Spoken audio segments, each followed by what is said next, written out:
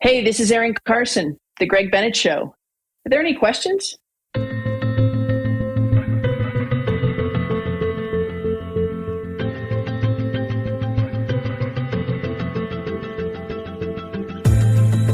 Welcome to the Greg Bennett Show, presented by AnyQuestion. I'm your host, Greg Bennett, and I have just finished an absolutely delightful conversation with a longtime friend and arguably one of the greatest strength coaches in the endurance world, Erin Carson. And in this conversation, we really discuss a number of her athletes that she's been working with, including Taylor Knibb and Emma Plant-Brown, and the list goes on, Mirinda Carfrae, Timothy Odonnell, and how she's been working with a number of these athletes for over a decade now. But just so many great insights and wisdom in this conversation that you'll almost need a pen and paper. So many great quotable quotes. And it's not just what Erin says, it's how she says it. By the end of this episode, I personally just felt incredibly uplifted and ready to take on the world. She's just such a passionate and wonderful human being. You know, we discuss how she got into strength coaching, and then we really go through and dissect how does she look at each athlete and what are the common strength areas that athletes are missing and how do we work on them. But absolutely a wonderful episode. If you want to follow up more with Erin, she does have, if you go to ECFITstrength.com, that's her business, and she has an amazing coaching business that she can even help you remotely. You don't have to be in Boulder at Rally Sport. She can do a lot of remote coaching. So go check that out. That's ECFITstrength.com. Also, Erin can be found on AnyQuestion in the Strength channel, and she has over 200 wonderful answers on the channel. And if you want to ask her any follow-up questions, just go to AnyQuestion, download the app on iOS or Android, and go ask Erin a question, and she'd be more than happy to answer it. She really is very giving of her knowledge. So go check it out. And remember, success comes to those who endure just one moment longer. All right, well, today I am joined by one of the greatest strength coaches in the world of endurance sports. She has a coaching business called ECFIT, where she works with beginner athletes all the way through to Olympians and multiple world champions, none other than Mirinda Carfrae and Timothy Odonnell, who she's really worked with for most of their careers, and it's quite an extraordinary story. She owns and operates Rally Sport Training Facility and Health Club in Boulder, which many would know as the meca for the amateur and pro triathletes around the world. It really is a place where everybody goes to train. And look, she's been just amazing on the platform that we're building, AnyQuestion. She's been not only the content that she's created in her answers, but the way she's created this community around the world's greatest strength coaches that she has fostered and nurtured, and all of these coaches now have this amazing community where they share their knowledge with each other. And it's just been really wonderful to have her on our team at AnyQuestion doing such amazing work, and I truly appreciate her. So look, without further ado, it's a huge honor and a privilege to just have her join me today. So welcome, and thanks for joining me on the Greg Bennett Show. Erin Carson, how are you? I am so well, and that's quite a nice introduction, and I am just honored to be here. The honor's all mine. Where are we talking to you from? Where are you at the moment? Are you at home in Boulder? I am live in Boulder, Colorado, where the sky is blue and it's a little crispy in the air. Oh, here we go. Well, we're recording this. Where are we? November 9th. Yes, it should be getting a bit cooler there now. It was, I loved Boulder, but it was one of the reasons I decided to move to Florida. I was like, I'm not a huge fan of the cold. Are you a skier, or do you like the cold? Oh, I used to be a skier, but the drive up I-70 is just not worth my time anymore. It used to be, I'm a little bit older. It's a little bit, I can say I remember when it was a little bit easier to get around the Front Range of Colorado. And, and as you get older and you're working hard and you're working for lots of other people and you're working for lots of athletes, time becomes one of your greatest assets. And so the time working with people became more important than the time sitting in the car to go play in the mountains. Yeah, so, no, I get it. I feel lucky that I got to do it, but it's, I don't really miss it right now. Who are you working with at the moment? I mean, I mentioned Mirinda Carfrae and Timothy Odonnell, but you've got so many athletes that you're working with. I do. I'm so lucky because through COVID, we set up a really good remote setup So, of course, Tim and Rinny I've worked with them for a decade, and they have become just such a powerful part of the story of health and performance and longevity in the sport. And I can confidently say that I don't think either one of them are done racing. But we've been through two beautiful babies with Rinny, and, just been really super healthy. I work with Paula Finley and Eric Lagerstrom. I'm working with Emma Pallant and her husband Jared. Jared and I were the initial connection as he was here working with Julie Dibbins. And Julie's just such a pillar in the coaching community, and I feel very blessed to work alongside of her with a lot of athletes. But also, not to remain loyal to one or the other, but to really keep the athletes in the primary focus. Would be Taylor Knibb is probably the most exciting kid that I have going right now. Just what happened in really in the last few years with Taylor. Amazing. She's not foreign to world championships. She has done that as a junior, and so it's really, really fun to see this coming together. And I've worked with Taylor for about 5 years. 6 years, maybe even. So that's a wonderful part of the story. I just started with a young lady in Europe, Imogene Simmons, who had a little bit of a hip issue. So we're excited.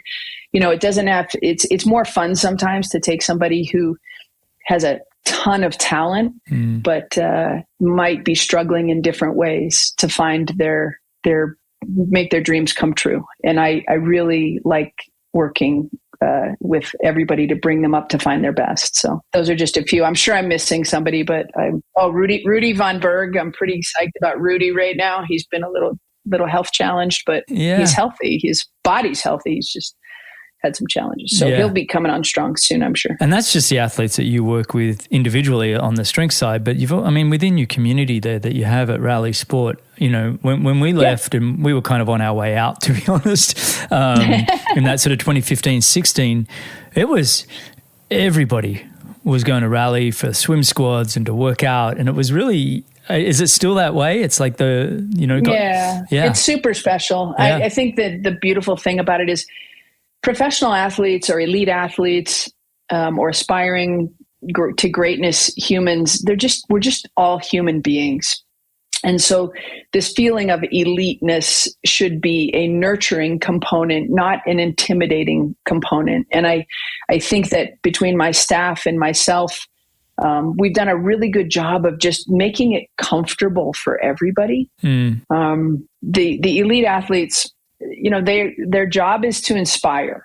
Yes, they have to win, and yes, their job is to find their greatness, but it also is to inspire regular everyday people to do more. And to see that happening on a day-to-day basis within the walls of our club over the last bunch of years has just been incredible ride. It has been so fun. And people love that they're in the locker room talking to Flora Duffy, the Olympian. Didn't you just win a gold medal? I mean, that's awe-inspiring, and it should be. It's really exciting. And, to see Taylor walk back in the club and everybody knows that she won the world championship of 70.3. And, we're just all human beings doing the best we can. So I feel really proud that we've been able to create a community where everybody feels super welcome. You truly should be proud of that. I mean, just that, not to be name dropping, but more to just see the people that are drawn to that community that you have. And Taylor Knibb, all of those names, Emma Pallant Brown,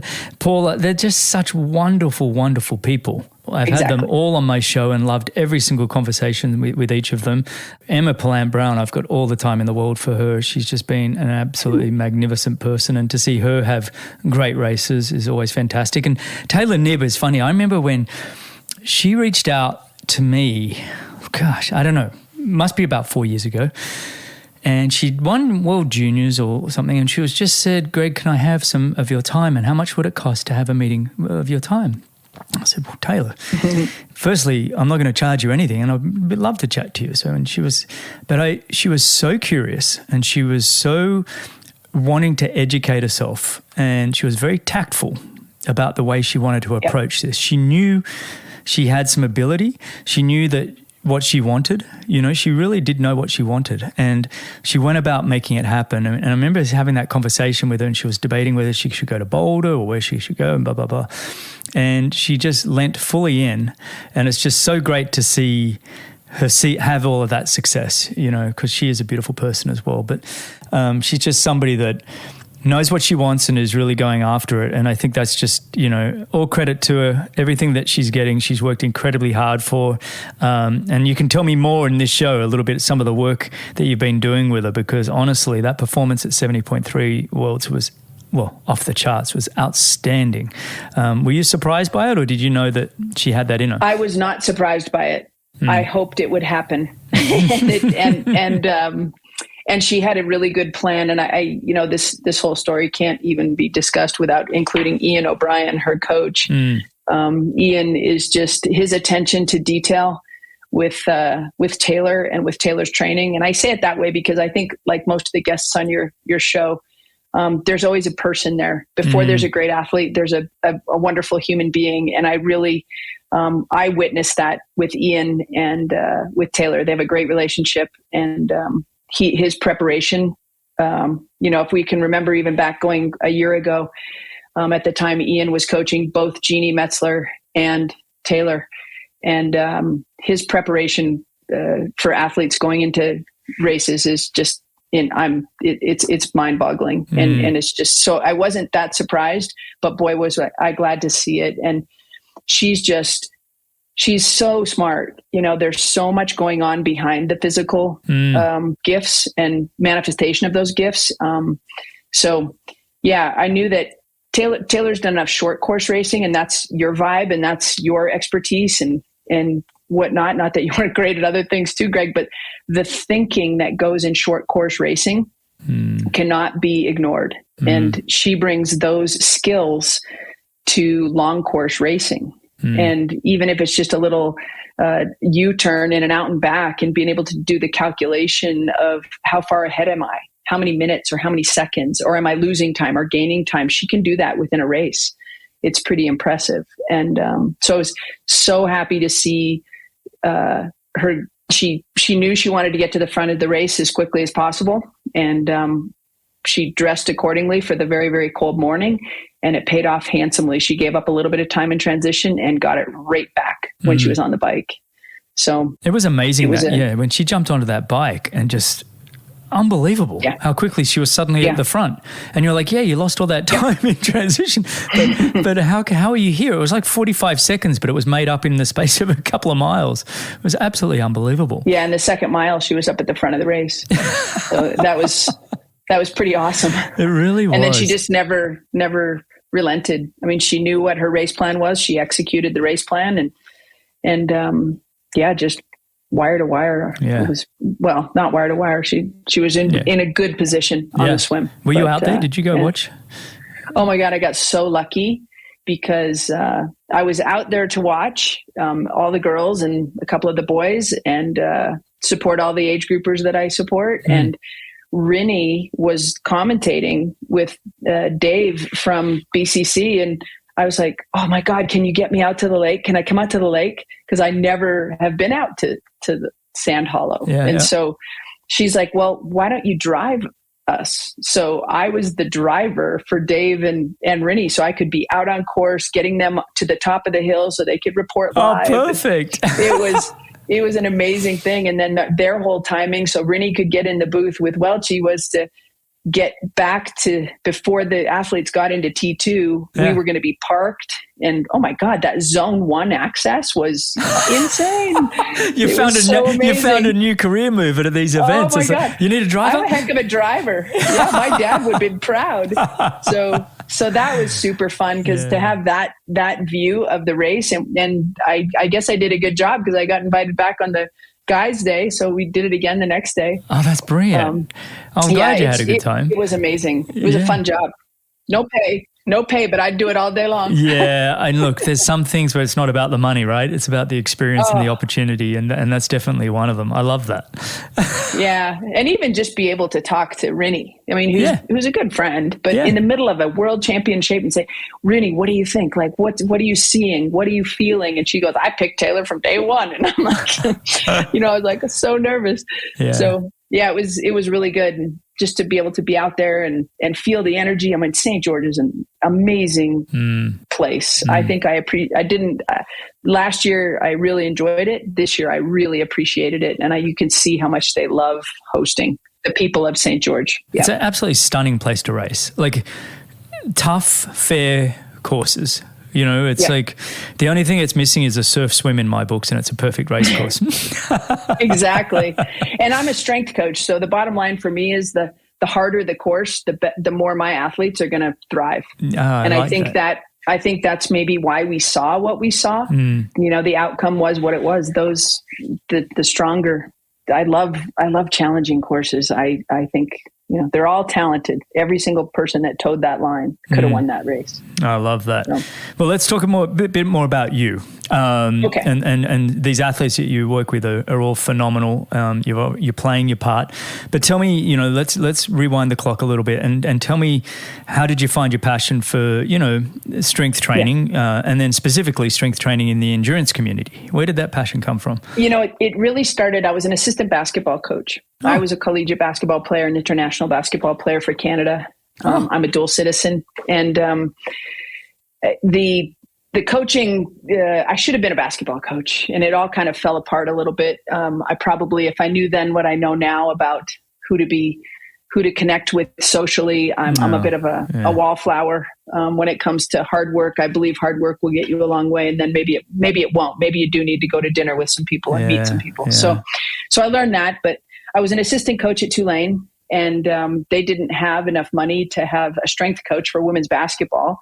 And I had a CSCS, a certified strength and conditioning specialist from the University of Colorado through the NSCA, but it was through a class that I took my senior year about strength and conditioning. And so I was like, well, I can do that. So I took care of the strength needs of the basketball team at Tulane.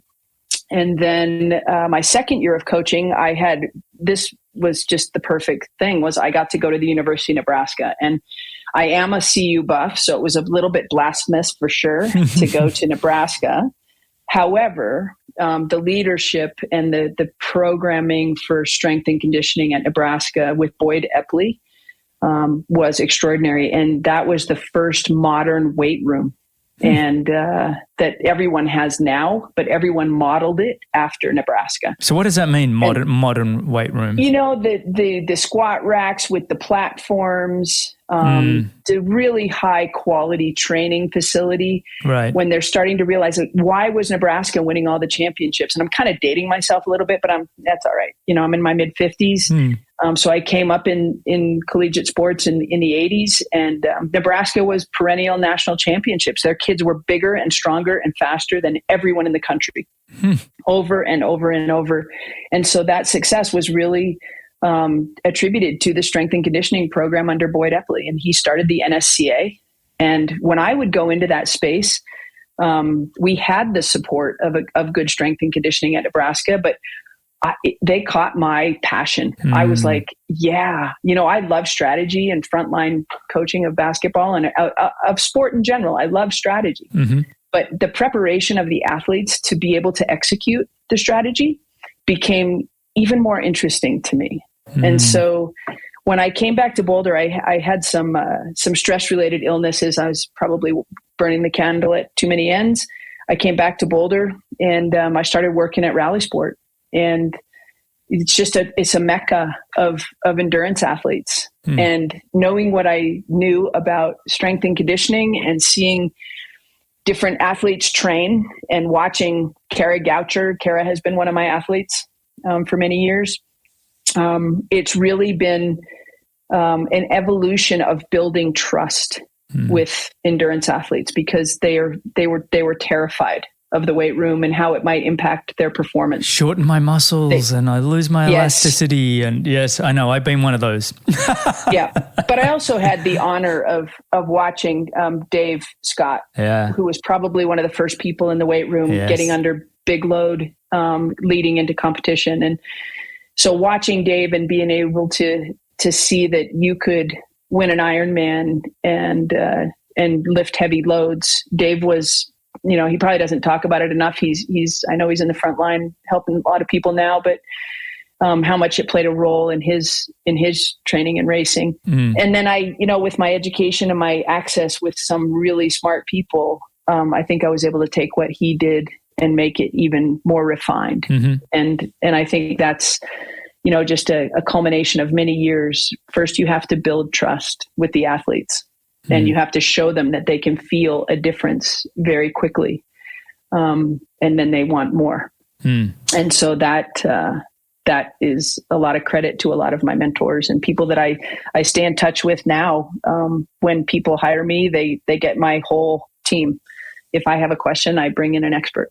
I love That's that. why I love being on AnyQuestion. That's I love awesome. being an expert. Yeah, I love watching you work on your answers. Actually, I was talking to my mum last night, and she's a mad user of AnyQuestion. She just loves it, right? And she's like, and I didn't mention I was talking to you today, by the way. And she just says, she started running off some names. She said, I like Heidi, in the Scholars Channel, and I really like Erin Carson in the Strength. And I said, I'm talking to her tomorrow. She's like, well, you tell her that, blah, blah, blah. I really enjoy her answers. And I hadn't told her that I was speaking to you. See, there you go. You're having an impact. But why, obviously basketball was kind of a love. But the endurance community seems to have been where you've gravitated towards. Do you sometimes think, maybe some basketball would come back in, or, what are your thoughts there? It's funny because I'm just going to refer to the AnyQuestion. Somebody asked me a question. How did you adapt the training that you knew before into endurance athletes? And I was like, the biggest thing is endurance athletes need to train like soccer players. They don't need to train like runners. They need to train like soccer players. And I've had the opportunity to work with Craig Alexander, and he comes to Boulder. And the first thing I have him do is get back to his soccer roots a little bit and work some footwork and in and out of cones and ladders. And first of all, he's smiling and he's like, wow, this is amazing. It's fun. Yeah, it's actually fun. I'm playing lunges and, we're not doing that kind of stuff. We're playing catch, working with Tim Don a little bit. Tim is Emma Pallant's coach, and he's a good friend. And before his accident, and even after now, which is a testament to Amy Quirion, who was his strength coach, who was one of my colleagues at Raleigh. But playing catch is an important part of our training process. And Tim was like, "Oh my God, I'm playing catch. This is like rugby. This is amazing. I'm having so much fun." Well, why? Hang on. You can't just say you're playing catch and not give me a reason why that's something. What? Well, I think that what you said earlier, the fear of endurance athletes is shortening. I want freedom. I want freedom in my body. I want to be able to run without feeling restriction or limitation. And strength and power and stiffness in the landings. And that comes from opening up your movement bubble. That doesn't come from training muscle. That comes from training connective tissue, and it comes from training and focusing on movement before muscle. So I think we talk about mobility and we talk about strength. We all can kind of agree. I think at this point, there's enough data out there that the strongest athletes are not necessarily the highest performing athlete. So it's not like Taylor is under, trying to bench press a huge amount of load, or she's trying to deadlift with a hex bar because everybody thinks the hex bar is so fabulous, as do I. But it's not something that directly correlates to her abilities on the bicycle. What it does is it gives her freedom on the bicycle to perform. And so the work that I do with these athletes would be nothing without great coaching. And so I get really, really excited when I get the chance to work with an athlete who has a great sport coach, because then my job is to make that sport coach and that athlete look really, really good and just sit back and enjoy the ride. So it's about moving well. And it's about moving well in a big movement bubble, not a tight movement bubble. So if I was playing catch with Tim Don and he's side shuffling, side to side between two cones. And I can remember that day quite clearly. And I'm throwing the ball up in the right corner and he has to jump to get it. Then all of a sudden I'm like, wow, that movement bubble just extended. And it was because of play. It was because of a game that we were playing. And he didn't think about it too much. I love that. And, yeah. I'm all about play, right? I want things to be fun. Otherwise, I'm not doing them. I don't care how good they are for me. I like things to be fun. And you've just absolutely crushed that. And I love the quote that you said. By the way, you've given me so many quotable quotes already in this episode. And I love when you said movement before muscle. That's something that I'm really going to, I love that. It's something that all of us can take away, right? And having play doing it, catching a ball. I think that's where having young kids has got me having to extend my my 50-year-old body, having to play with a 2 and a 4-year-old. It's like, okay, all right, movement before muscle. Running backwards is really an important part of the process of running forward. Running sideways is really important, so even getting out onto a turf field and being able to change direction, throw a football, I had the chance to work with Bradley Weiss a little bit during the pandemic. I think he was stuck here. And I was like, let's go to the park. And he's like, really? And I'm like, yeah, COVID can't, we're not inside that much. Let's go outside. And I was like, you're going to start right next to me and I'm going to throw this Frisbee. And all I want you to do is go get it. And I was like, he's like a dog. And I'm like, well, kind of. Like, yeah, I'm just going to throw it. And it was so fun. I was like, run as straight as you can. And then I'm just going to say turn and then go find the Frisbee. And so we did that for like 20 minutes one day. Oh, that's fun. Here in Boulder at the soccer fields on Wonderland there. So it was super fun. And we do a lot of stuff like that. Have you ever thought, you just say, you like the execution before the strategy part, but you seem to me like somebody that truly understands the whole person. Have you ever thought, being taking over the whole lot and being a coach, or is that just too much for you? I think it's too much for me. I think that the expertise. Look at Dan Plews. Look at Ian O'Brien. Look at Julie Dibbins. This is what they focus on, and the athletes deserve that. The interesting second part of that, Greg, though, really is like, there's so many swim, bike, run coaches who don't value what I do.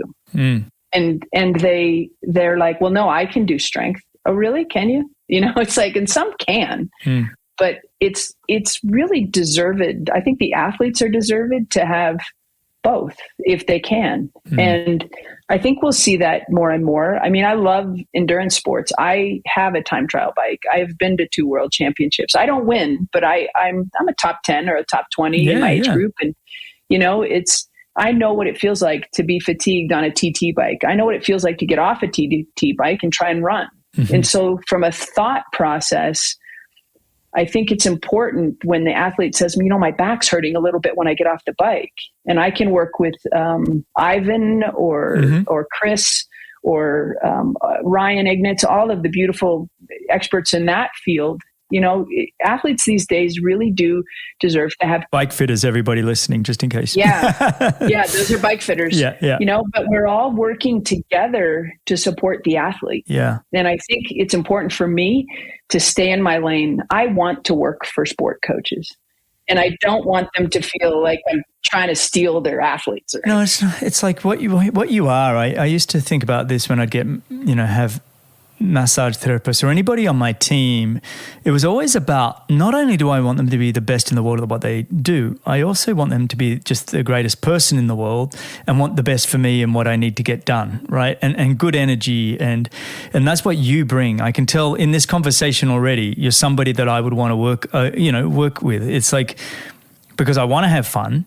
I want to have somebody that's positive and uplifting, and that's on my team and obviously knows their shit. It's like, okay. Yeah, knowing my shit is really important. And that I've got to tell you that that the athletes and what they bring and their needs and performance goals bring beautiful challenges. And then I have a network. Networking is always going to be important. Humility is always going to be important. And who can I talk to about this topic and about this athlete? And it's so fun to, like I said, to see it come together and to see, Emma, who does not like lifting heavy weights. My biggest challenge with Emma right now at this phase and stage of her career, My work with her is just to keep her consistent. Yeah. And she's so brilliant. She knows herself very well. She's very much one of my athletes. I always check in. I'm like, am I doing enough for you? Am I doing enough for you? Am I supporting you enough? But she always checks back in. No, we're good. If I need something, I'll come back. And there may come a time as she gets a little bit older where we have to make a shift. Yeah. Because the young kids are coming up and the sport is changing so fast. Like, look what Taylor's doing to them. I looked at Rinny and I'm like, and Tim, we were having a glass of wine the other night. I was like, in response to Taylor's bike ride, what will everyone else have to do to win, and working with Paula, the first thing we've spent a year and a half getting healthy. So the beauty of her race was she's healthy. We haven't even really started down a road of performance or high performance with Paula. We just got her healthy. And so she's amazing, by the way. If we can keep Paula healthy mentally and physically, she had a lot put on her at a young age that took her, that really rocked her world for quite a long time. But in terms of ability, man, keep her healthy. She surprised herself, which I just loved when she was coming down the chute and I was looking at her face, she's going, oh my God. And it was like, yes, so we just little dosages. It's like, it's like chefing. It's like cooking, you can't just throw everything in the pot. And that's what it feels like to me. A lot of athletes are doing. They're just throwing everything in the pot. And I think we learned a lot from Lucy Charles. I'm not on Lucy's team, but I have truly enjoyed watching her recovery process from her injury because patience and the support, the specificity of her training. And she was generous enough to share a little bit of it through her videos with Red Bull and the experts that they have in Switzerland. And I was like, yep, that's what we do. And I was like, yes. Yeah. And she made the couple comments. It's like, she thought it was about deadlifting. She thought it was about back squatting. She thought it was about rowing. And then all of a sudden she's got a dowel, 2 hands overhead, and she's just going through a full extension of the big toe and of the foot. And I'm like, that's the ticket. So, Lucy has had a great year, even despite her injury, and she'll be dangerous in the future because she knows a little bit about the magic. And now many people do too who are listening to your podcast. Well, she's got a great team around her. And those little things, having a great team, knowledgeable people, and consistency and patience. I mean, watching her come back this year was something special because when I reached out to her to say, hey, do you want to come back on the podcast, and have a conversation about your injury, which is that is not when you want to be invited onto a podcast, but both her and Jan Ferdino both came on and talked about their injuries. And because it's one thing to say, hey, come on my podcast, you're a world champion. Yeah, I'd love to chat. But she came back on and I remember thinking, oh yeah, she's going to come back stronger, just what she had put in place. So are you finding you learn more by just continually working with athletes and you're getting this constant feedback, or are you learning from talking to other strength coaches, or are you learning from research? How are you learning and developing and growing? Yes.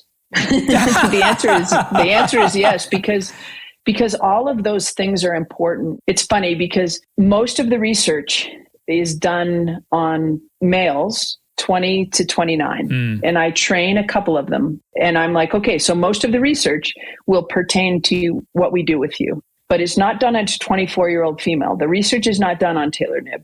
The research is not done on Mirinda Carfrae. The research is not done on Timothy at 42 years of age. And so Frank Shorter, who was a member at Rally Sport for a long time, and I love talking to Frank because he was doing things correctly before there was research. And he would say, anecdotally speaking, we knew that taking Coke during a race would be good for us. Anecdotally speaking, we couldn't measure lactate, but we were amazingly training right at lactate threshold for the marathon. And so I think that experience and listening to the athlete, how does that feel, can very much be more important than what a research paper says. And when Tim comes in and I say, how do you feel? And he goes, I feel good. And we had been doing something that maybe was a little bit short on rest periods, or we had done more hip flexor work, or we had done heavy load after a 6-hour bike ride, or but he felt good. And that's all that really matters. And so we want that to keep going, because if he feels good, he's training well. Yeah. Actually, big shout out to Frank Shorter. He was our neighbor in Boulder. I think we sold our houses about a month apart. But I used to have him come on the deck and exactly like you were saying. And I was asking him about like, how did you know what kind of altitude training to work? And he'd be like, well, there wasn't any research, but we just experimented and we knew what we would say is that 5,000 feet is one increment, 6,000 feet, 7,000 feet, and every 1,000 feet thereafter is an extra increment. And so we used to call our training by increments. He said, so, Boulder's one increment. That's a training ground for one increment altitude training. Then we'd have our place in Vail, and that'd be a 3 increment training. So that'd be that kind of a workout that we do. And this was just through self-experimentation, in the 70s. And I just would sit on the deck and just be like, oh, keep going, Frank. Yeah, he was amazing like that. I love it. He's so great. And sometimes it's like, okay, I got to go. Oh, big time. Oh, no. He enjoys a chat. He definitely enjoys a chat. And I think I'm going to be much like Frank in the next 20, 30 years too. It's just a gift of time. I know. The time that we get to spend with people like that is amazing. Yeah. So yeah, I think it's all of the above. And then there's times when I can't make sense of something. And I might call Lawrence Fendling, and Lawrence is wonderful. And has really helped shape a lot of the peacefulness of the beauty when it's flowing and it's just, you're floating. He describes running a lot like floating. And, Michelle Dalcourt, who is the inventor of a tool that I use a lot, the Viper. And we really talk a lot about the healthiest athletes. We're all Canadian, so we bond around hockey a lot. And the healthiest hockey players were raised on farms. Wow. And we can say that, throwing bales and digging holes and chasing cows and all of that stuff is a really good way for a young athlete to start as they start to get into more specialization. So Michelle offers a lot. Like we talked a lot. I'll give you a great example because most people who are triathlon fans have watched Timothy Odonnell run. He did amazing this year. It was just such a fast day in Kona, but he still runs this way to this day. He's got a little tilt to the right with his head. And I was like, maybe we should fix that. This was early. This was in the first year or two that I was with Tim. And I was like, maybe we should fix the neck. Like, what's going on with that? And I called Michelle and I'm like, Michelle, I'm thinking that I've got this great athlete and we need to fix his head. It's crooked. And so Michelle was like, Erin, don't touch the head. He's one of the best in the world. That head is sitting there for a reason. And the fascial lines that connect his entire body allow him to release the beast and be brilliant. So he goes, we'll watch it. And if he, something as he starts to progress and get faster and faster, if some niggles show up or whatever, he goes, yeah, we can go back and relook at it. But there's not this perfect, quote unquote, there's never perfect. It's just fast and pain-free. I love that you said that. Yeah. One of the things that off-put me, I remember making my first world championship team in 94 and you had to get a medical screening by the Australian team doctor. And I remember her saying it to me, and I was 22 at the time. She said, Greg, with your body, you're not going to have a career. And I remember going, screw you. Like I was really like, okay, now I'm out to prove you. But it was kind of my chiropractor down here, Dr. Alex Keith, who I talk about on the show a bit. And one of these days I need you to meet him just because he's been a great guy in my career. And he would just call me the bumblebee. He said, Greg, I don't know how you're doing half of what you're doing and I'm not going to mess it up, but you seem to be able to still keep going. And it was like that relationship with knowing that we all have our quirks, that we're all slightly different, that we have to approach it slightly differently. It is the only way forward. You can't be trying to change everybody and make them all in a line. And I used to love watching the Kenyans and we'd all say, I have to run like this. And then you'd see some of these Kenyan runners be like, no, you don't. you can move across the ground any way you can. Exactly. Yeah. So we're not trying to fix things. We're trying to work within the brilliance of the body and allowing it to work. And then over time, and that's where patience and commitment to the process become quite exciting. The first year, like I said, with Paula, even though I was with Paula right out of the Canadian program, she was down here working with Siri Lindley. I remember that, yeah. Paula came to me pretty broken. And we worked together for a period of years there. And then she went away from us for a little bit. And then now she's back. And, the biggest thing is just for her is going to be to just decrease the mechanical feel and look to how she runs, and just to get her to be able to relax and free up some energy. It takes a lot of energy to hold tension in the body. So decreasing tension and just allowing that freedom. And that's the beauty. I got a quote, Rudy Von Berg from last week. The YouTube stuff is so fun. I mean, I get to see Rudy, but I watch all of their shows too. And he said, some guy was doing a triathlon. And he goes, my goal is to suffer out there. He goes, why would you want to suffer? He goes, that's not the kind of suffering you want to do. He goes, the kind of suffering I want to do is when I'm feeling really good, I know I'm going fast, and I push into the suffering. He goes, now that kind of suffering I can get my head around. Yeah, management. Management. yeah. And it was really, I was like, that's awesome. That's we're going to remember that one. No, I like that a lot.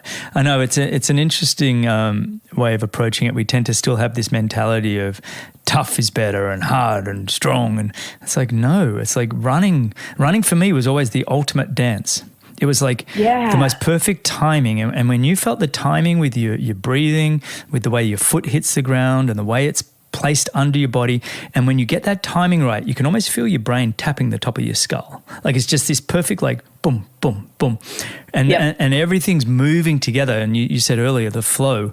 It's like having that flow state or that ultimate dance just moving. I was like, that's what you're trying to get. And what I noticed as I got older in my career was like, it became a little bit harder to find that dance. You know, it's just as things started to shorten up a little bit. It was like, ooh, and there were a lot of miles in the body. It was like, but it is the ultimate. So how much of your training is like, for your athletes that come in, is it about sort of injury sort of reduction or is it about optimizing performance, like improving performance? Is it one and the same?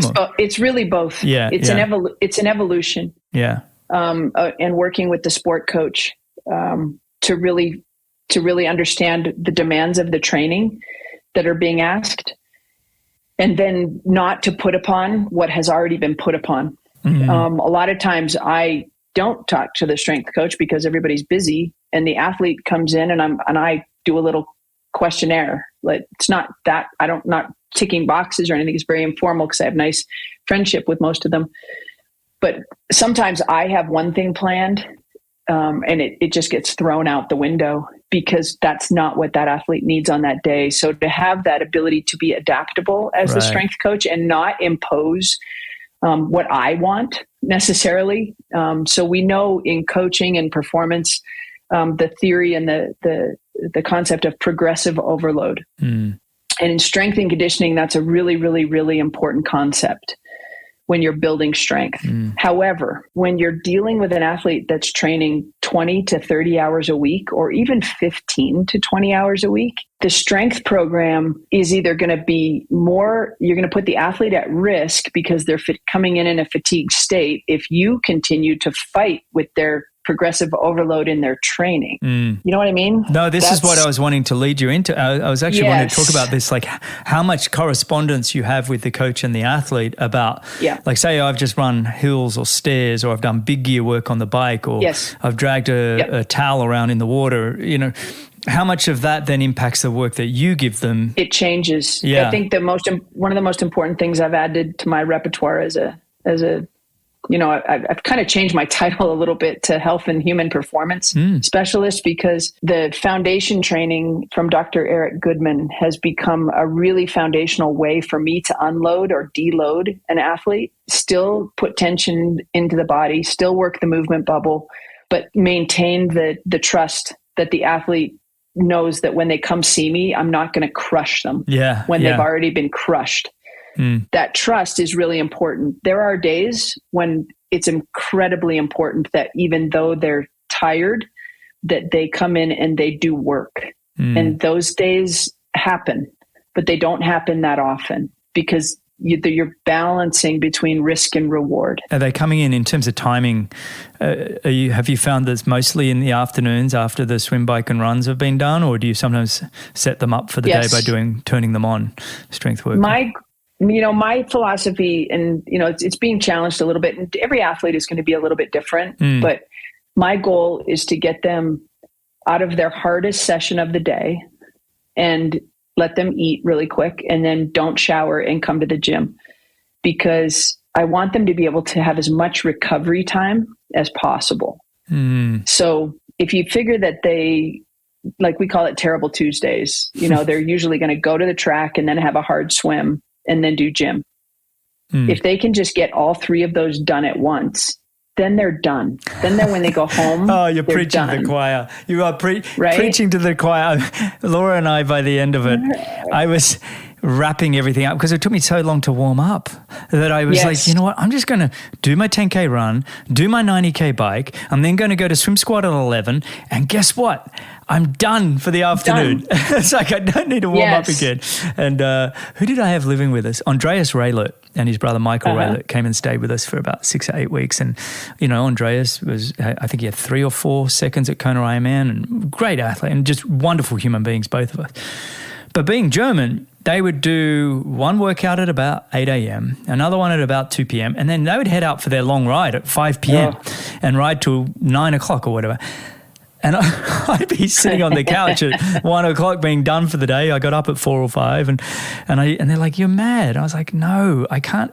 I don't want to have to keep doing a whole night. I like to just keep warmed up." So you and I are on the same page with that. Yeah. I think it's a good page. And I think, if an athlete likes it, and if you can get them to like it, because when they go home, they go home. They don't have to come back to the gym. Yeah. There's some athletes that don't mind doing that, but they don't typically do it for years. No, that's true. They'll come to me and I'll be like, okay, if that's what you want to do, that's good. Go home, eat, nap, watch a little TV, and then come back in gym. And by then they're truly ready to go to sleep. And it does interrupt the repair and recovery process as well. And so is that athlete really recovering as well as they could? So I try to keep everything pretty condensed, 30 to 45 minutes in the gym.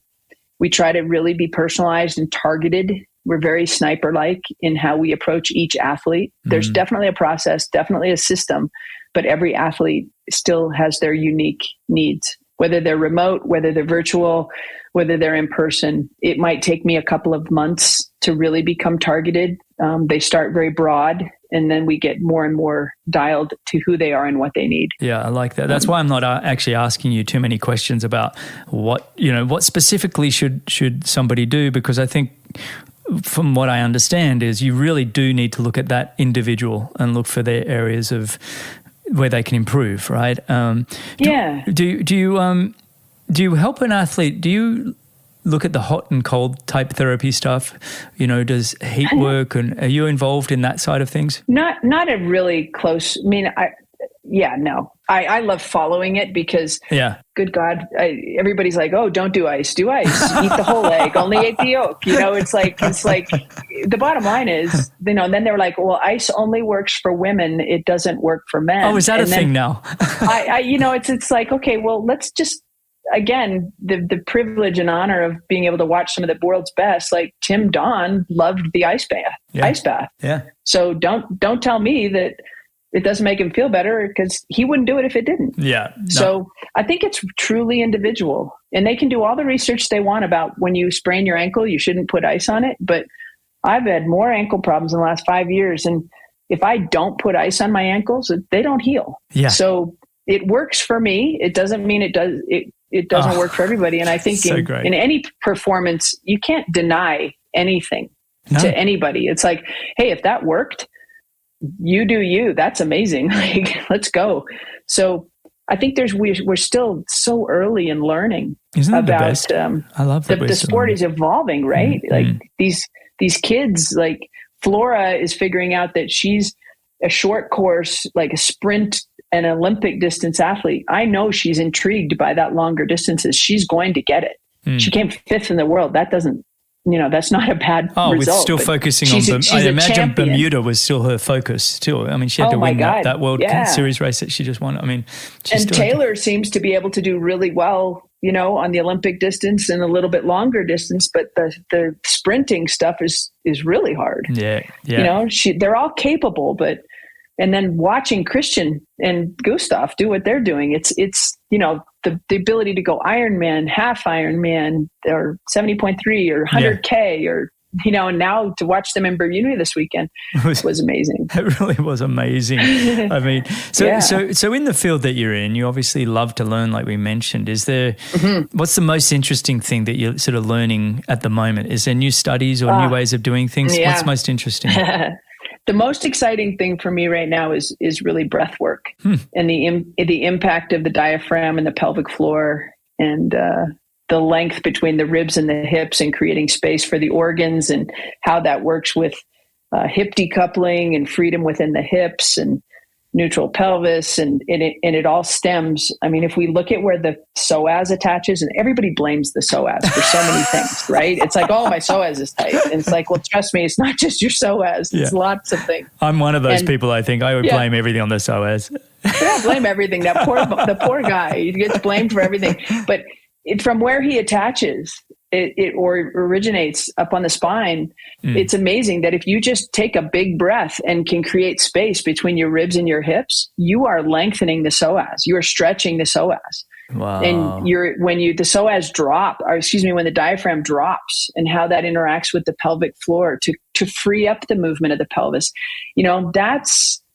that's really interesting stuff. And how do we train that? And then how do we drop into the sacrum so that we're not experiencing that big anterior tilt?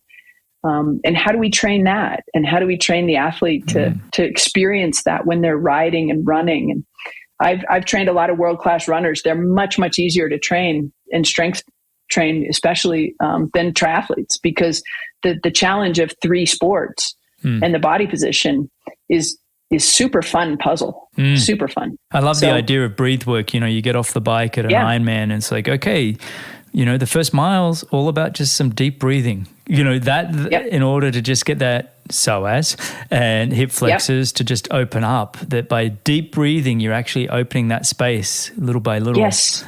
I like that. And you can't just do it. You have to practice it. Oh, right? no. You want to practice in your training, but I love that idea of then taking that and putting it into a race scenario. And I always break up my races in, little portions. And I would say, this mile's about this and this mile's about that. And you go, okay, I'd imagine like that first mile, you'd start to go, no, it's about just loosening up and deep breaths. Yes. And be tall. That's why I love that Jan, as of right now, and I'm kind of on the Jan train, is he's the GOAT and he's tall. And I've got a lot of young athletes who are tall and they think that, the little guys have an advantage. And I'm like, oh no, the GOAT is tall. And you can be tall. And even Rinny, who's small, I'm like, Rinny, run tall, like get up and expand your rib cage. And, my proudest moments are watching people get off the bike and start to run. And I'm like, okay, they look good. This is good. And so, mission accomplished. Now just go to work. I love it.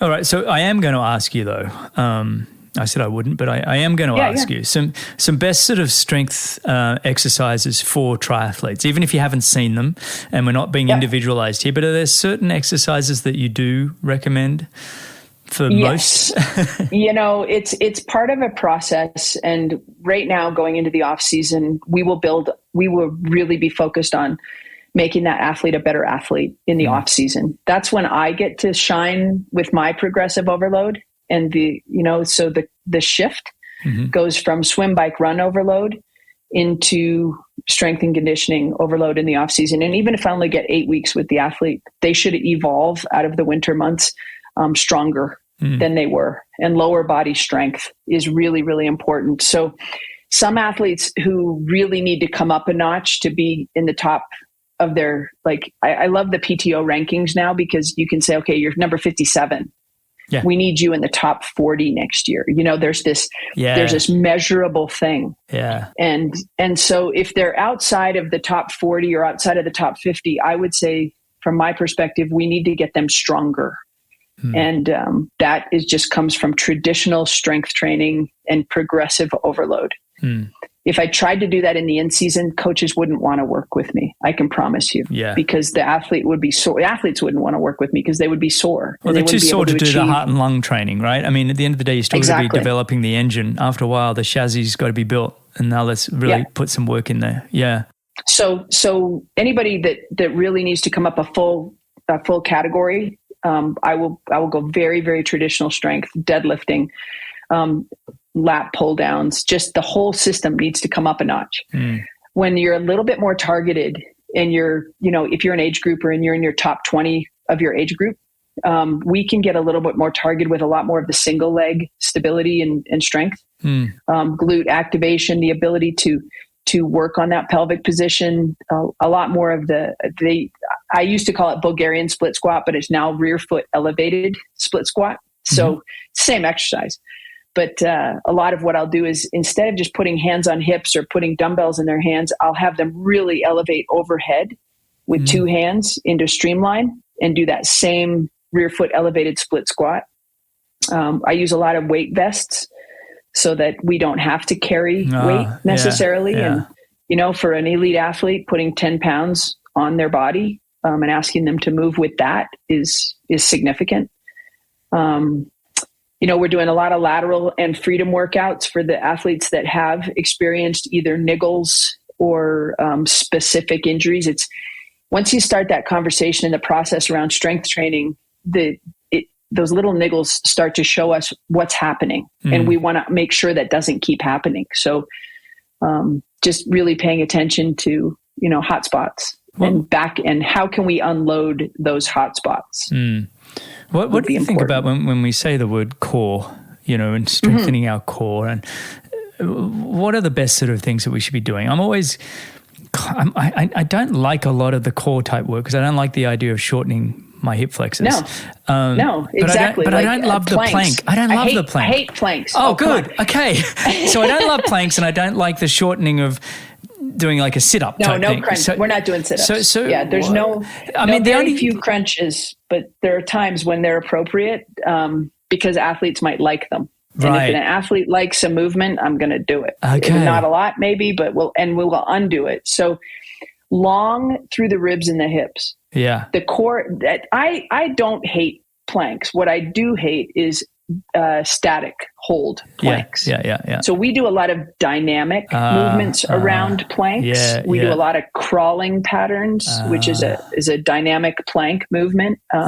We do a lot of bird dogs out of the plank and bear stance, which is just kind of a soft plank. We do a lot of Turkish get-ups. We do a lot of recognizing that I will define the core as anything that attaches mid-thigh to shoulders. Yeah, exactly. So lats, yes. Lats, transverse abdominals, psoas, adductors, glutes, all the hip flexor complex. All of that stuff. For me, it's a very large space and it matters. Breathwork is a core exercise. Deadlifts are a core exercise. Strength coaches love to laugh at people that say, well, deadlifting is not a core exercise. Oh yeah, lift that up. I promise you, it's a core exercise. It's taking the entire body. I don't know how. You know what I found to be really good, and I don't mean to always bring it back to myself, but I found just doing chin ups and pull ups has made my core just so. And I do them very, I do rapid and then I do slow, and then I go up for 30, down for 30, whatever it takes. But having to really, it forces me, and to make it. My goal is always to make it look super easy, right? I want somebody that walks past and go, has that guy got a band around his feet, helping him get up? That's my goal. My goal is always to make it look like something's assisting me. And in doing that, when I have that mindset, the entire body has to work together in a really concentrated effort. So I've been experimenting with that myself. It's been great. I think that's a brilliant way to describe that. For your body type and the fact that you've done it as long as you have, it is a great exercise for you. And I think Laura does them too, doesn't she? She does. You guys are like a pull-up family. Yeah, we are a pull-up family, but they're just we got into them. Yeah, I think it's something that sometimes people aspire to pull-ups. Yeah. And it just is really hard because if you're really tall and you have longer arms, like you're putting it could be risky. Yeah. But if you've been doing them your whole life, like Rinny is probably one of the only athletes I back squat. And it's because she has done it her whole life and she's really good at it. And so therefore we do it. Yeah. And she feels good under load like that. But my young athletes, we only front squat. Interesting. Yeah. I want to finish with just a couple of questions. And these are kind of pretty big questions, I guess. But yeah. All right. So what would you tell your 18-year-old self if you could go back now? be patient. Just be patient. It'll get better. I like that. All right. Yeah. Who would you want to have dinner with, non-family, living or dead, that you'd love to just sit down? 3 people you could have around a table. Oh, without question, Barack Obama. Oh my gosh, Isabel Grace Odonnell. She's like my best friend. I just, Izzy, but I would want, if they can be living or dead, I would love to have dinner with Isabel right now when she's 25. Like, she's going to have such an amazing Tio and life. Rennie's kid, everybody, just so you know. Yeah, Tim and Rennie, they live a couple blocks, and I am so lucky because she's like my therapist and we're just buds. And awesome. I'd love to include her in that dinner. And then, probably just my dad. I lost him about 17 years ago, and I think he'd just be super proud of the person that he created, and I live my life with as much integrity and kindness and honesty as I can. And as we all do. And our parents, you're a parent. That's beautifully said. It's a big said. responsibility. So I think he'd be proud, and that would make me super happy. Yeah, we miss our dads. Big shout out to our dads. He would be super proud of you, and you're absolutely crushing it. And you're just such a good human being. All right. Another one. Okay, this one. Where do you see yourself in 3 years? Oh, wow. Yeah. You know what? I love what I do. I have been really dealing with this a lot lately. I love what I do. I'm going to keep doing exactly what I'm doing. I work with people who are elite athletes, and I am passionate about them living their dreams. I work with a lot of people who are not elite athletes, and I want to help them live their dreams. So I am equally as inspired. That's why I think health and human performance specialist, somebody who comes to me and says, I just want to lose 10 pounds. Within 10 minutes, I have them thinking about not who they are in that body, but what they want to do with it and how they want to live the most extraordinary life. And they want to climb mountains, and they want to ski, and they want to play with their kids, and they want to play with their grandkids, and they want to be strong enough to throw their kids up over their heads. And, that's a role that I've cherished as a professional. Wow. And, wellness and how we age and how we grow old. I think Dr. Peter Attia talks about the marginal decade, and just listening to that, I was driving to DIA, and he said the marginal decade, everything you do right now today influences that final decade of your life. And that I missed the exit because I was like, that just blew my mind. And I've driven to DIA thousands of times, and I was like, oh my God, everything we do today impacts us later in life. And, just being a little bit older and seeing my parents age and seeing people who are aging well and some who aren't, just drives me, man. And like Taylor, I'm so excited for her athletic future, but mostly we focus on her health. She is brilliant that way. She will not compromise. I mean, we'll take some risks, and I know her and Ian are going to do some amazing things together. But if she's not healthy, good things aren't happening. Yeah.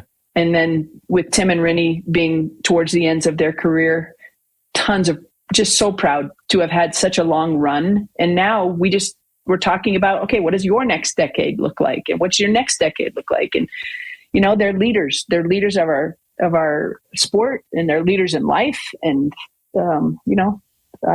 my role is to keep them healthy and tall and energized. That's awesome. Well, I think what a great place to end. And really, this has been wonderful, Erin. I feel like I think I'm going to have to just have you keep coming back and be a regular on this show, because I thoroughly enjoyed this, by the way. And I feel like we've only scratched the surface of your knowledge. Like I said, even halfway through, I've got so many quotable quotes already that it was just absolutely fantastic. So thanks for coming on. What do you got coming up next? You got any more travel or anything else? What's going on? We've got Abu Dhabi that I'm a fan. I mean, like, I live my life race to race. So we've got Abu Dhabi. I didn't mention this earlier, but Morgan Pearson and I have been working together a little bit for the last little bit, and he's coming back from an injury, and he's racing in Chile this weekend. We want everybody to finish strong and get into the off season. I've had a lot of travel this year because my life has really shifted from managing a health club into pretty much full-time strength coach. And so, yeah, I've got an online business that has made a lot of the work that I've done accessible to many, many people. And so, if people have a chance and they want to engage a little bit, ECFIT Strength is a good place to start. So, yeah, I'm working hard on making things just as big and strong as I can from a business perspective. Yeah, too, so. Absolutely. Yeah. And people go check it out, ecfitstrength.com. I'll put that in the show notes as well, but ecfitstrength.com. You can find Erin there, and you've got a team of coaches that you work with. And look, if you're not a fan of Erin before this show, you certainly are now, because, it's not just what you know, it's how you share it and what you're doing. It just has been absolutely fantastic. So thanks for coming on and sharing all your knowledge. And again, a big shout out and a massive thank you for all you've been doing with the Strength Channel on AnyQuestion. Not only your content, like I said in the intro, but the way that you've created this community. We have a Strength Channel meeting every couple of weeks, and there's this community of everybody from NBA and NHL, strength trainers to the greatest endurance trainers, and you've got this. You single-handedly have created this amazing, beautiful community of wonderful people, and I personally think the Strength Channel is my favorite channel. Thank you. It's only going to get better. Yeah. I'm excited. I love it, and there's a competitive nature coming out there as well. Right. Well, Erin, thanks again for coming on. This was wonderful. All right. And now everybody can find all the show notes and timestamps at bennettendurance.com/media. Thanks a lot for listening. If you enjoyed the show, your support would truly be appreciated. You can visit the Patreon page, or you can subscribe with your podcast app of choice. Don't miss the next episode, so subscribe and be notified. For show notes, if you want to know more, please visit bennettendurance.com. I'm Phil Liggett, and on behalf of Greg Bennett, here's to the next time, and I hope you will join Greg again very soon.